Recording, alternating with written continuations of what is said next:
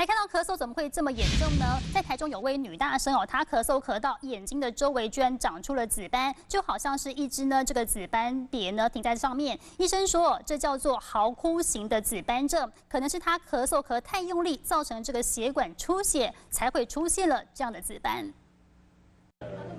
张姓女大生皮肤光滑，脸蛋清秀，笑起来甜美动人。但在之前，她的脸却是长这样，眼睛周围出现一点一点红色斑点，远看就像一只紫色斑蝶停在上面，模样吓人。布满眼睛周围，然后不规则的形状，然后看起来很恐怖，担心以后就都这样，然后不会好。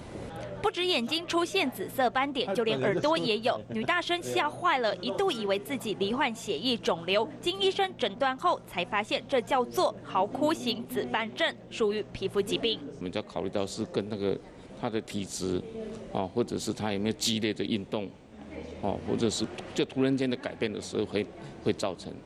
这种症状大多发生在小孩过度哭闹，所以叫做嚎哭型紫斑症。当时女大生就是因为感冒用力咳嗽，压力过大，造成皮下血管破裂，血液外流。最近感冒的人多，医生提醒咳嗽不要太用力，才不会咳到血管出血。